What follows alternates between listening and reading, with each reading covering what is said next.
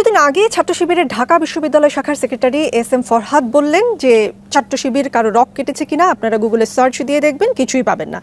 কিন্তু আমি তার কথা শুনে গুগলে সার্চ দিলাম এবং বেশ কিছু অভিযোগ পেলাম। আপনাকে দু একটা শোনাই। 1988 সালের 31শে মে রাজশাহী মেডিকেল কলেজ শাখার ছাত্রমৈত্রী সভাপতি জামিল আক্তার রতনকে 4 হাত পায়ের রক কেটে হত্যা করা হয়।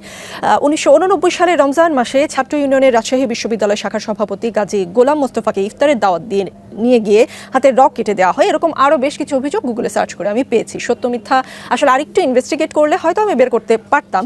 মানে শিবির কেন রক কাটে এবং সেটা কি আসলে কেবলই মিথ?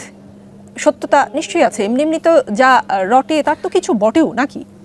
আচ্ছা, অনেক অনেক ধন্যবাদ আপনাকে। শিবির রক কেটেছে কিনা সেটা একটা প্রশ্ন। কাটলে কার কার কেটেছে, কতটা কেটেছে, কোন সময় কোন জায়গায় কেটেছে এবং কেন কেটেছে, 3 প্রশ্ন, একের মধ্যে 3। তা আমি এর জবাব অবশ্যই দেব। কিন্তু এও কি আপনি একটু লক্ষ্য করেছেন, একজন সচেতন নাগরিক হিসাবে আমি বাদ দিলাম আপনি সাংবাদিক, অবশ্যই আপনি সাংবাদিক, এটাকে একদিকে রাখলাম। একজন দায়িত্বশীল নাগরিক হিসাবে আপনার কাছে আমার জানার বিষয় যে শিবিরের ছেলেদের একটা ইটের উপরে মাথা রেখে আর একটা ইট দিয়ে রাজশাহী বিশ্ববিদ্যালয়ে একজন করে 4 জনকে খুন করা হয়েছে, এটা কি আপনি জানেন? সেটা যারা করেছে তাদেরকে প্রশ্ন করব। খবর নেবেন। জি, প্রশ্ন করব তাদেরকে। 2 নম্বর, হ্যাঁ ঠিক, আপনি খবর নেবেন। 2 নম্বর হলো যে আপনি অত দূরে যাব না, ভেরি রিসেন্ট পাশে চলে আসেন। এই যে বিশ্বজিৎ নামে একটা ছেলে, ও একজন দর্জি, একটা আন্দোলনের সময় দৌড়ে আত্মরক্ষা করতে গিয়ে সে হয়তো মনে করেছে রাস্তায় থাকলে আমার কোনো বিপদ হবে। একটা ভবনে সে আশ্রয় নিয়েছিল, সেখানে তাকে শিবির বলে কুপিয়ে জায়গায় শেষ করে দেওয়া হলো। সে চিৎকার দিয়ে বলছিল আমি হিন্দু, এইটাও কিন্তু তারা কনসিডারেশনে নেয় নাই। তুই শিবির, এটা বলেই তাকে এইভাবে কুপিয়ে স্পষ্ট দিবালুকে হত্যা করা হয়েছে এবং তাদের কিছু শাস্তি হয়েছে। আমি জানি না আলটিমেটলি সেই শাস্তি বাস্তবায়ন কতটুকু হবে। 3 নম্বর আবরার ফাহাদ, এই যে বুয়েটে, এই ছেলেটা নামাজ পড়ে মানুষকে নামাজের জন্য আহ্বান জানায়। এই দোষে তাকে সন্দেহ করা হয়েছে সে শিবিরও যদি হয় তাহলে কি এইভাবে কাউকে মারার কোনো বিধান আছে? আমাদের আইন, আমাদের সংবিধান কাউকে কি এখতিয়ার দিয়েছে? তো তার দোষ কি? সে শিবির। শুধু এই জন্য তাকে পিটিয়ে মেরে ফেলা হলো একটা ছেলেকে। বুয়েটে চান্স পায় কারা?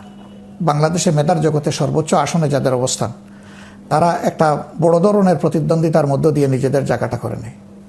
সেই ছেলেটাকেই হত্যা করে ফেলা হলো।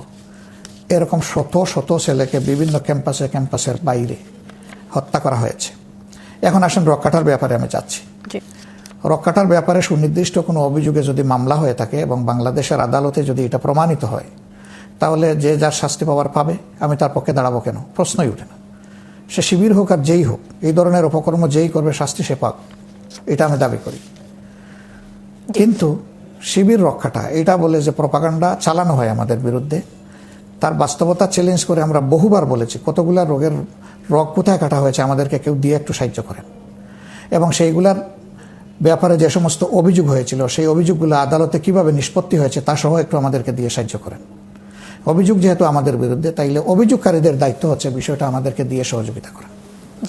তারা যদি ওই রকম কোনো অভিযোগ দিয়ে আমাদেরকে সহযোগিতা করেন, আমরা সেগুলো দেখব। এবং সেই ক্ষেত্রে আপনাদের বিরুদ্ধে আপনাদেরও তো এগিয়ে আসতে হবে। আপনাদের দলের কেউ যদি এরকম করেই থাকে, আমি শুরুতেই বলেছি যা রটে তার কিছুটা হলেও বটে, আপনাদেরও তো দায় আছে খুঁজে বের করে তাদেরকে দলীয়ভাবে সাজা দেওয়ারও তো একটা রীতি আছে নিশ্চয়ই। হ্যাঁ, অবশ্যই আছে, থাকবে না কেন? যদি কেউ এরকম অপরাধ করে তাকে তো অবশ্যই একটা শৃঙ্খলার আওতায় আনতে হবে, ব্যবস্থার আওতায় আনতে হবে, পদক্ষেপ নিতে হবে। আমরা নেই, যখন যেটা প্রয়োজন মনে করি নেই। আমি রক্ষাটা হিসেবে বলছি না। কেউ দলীয় শৃঙ্খলা ভঙ্গ করলে এবং কারো উপরে আঘাত করলে অন্যায়ভাবে, সেটা অবশ্যই আমরা নেই, নিব না কেন? সেটা সব সংগঠন নেই, আমরাও নেই। কিন্তু আমাদের বিরুদ্ধে যে অভিযোগটা, সেইটার বাস্তবতা কতটুকু, আর অন্যদের বিরুদ্ধে হাজারো অপরাধ করার পরে অভিযোগ নেই কেন? না প্লিজ একটু আমাকে আপনাকে বলতে হবে। না, অভিযোগ নেই এই কথাটা কে বললো? আপনি যেহেতু জামায়াতের আমির, জামাত সংক্রান্ত সকল না, কিন্তু সেটা তো আপনাদের মুখে আমরা শুনি না। আপনার কাছে আমরা মিডিয়া জগৎ থেকে সেই প্রশ্ন করতে শুনি না কখনো। না, এটা অন্তত আমরা অনুরোধ করব যে সত্যকে সত্য হিসাবে যার বিরুদ্ধে হোক তুলে আনেন। মিডিয়া জগৎকে বলছি, আমি গণমাধ্যমকে বলছি, আপনি তাদের প্রতীক হিসাবে আপনাকে বলেছি। আমি আপনাকে বা আপনার মিডিয়াকে আলাদাভাবে এই কথাটা বলছি না। আমরা আপনাদের কাছে সাদা এবং কালো স্পষ্টভাবে সমাজের সামনে আসুক সেটা চাই। আমি যদি কালো হয় আমাকেও আনবেন, আমাকেও ছাড় দেবেন না।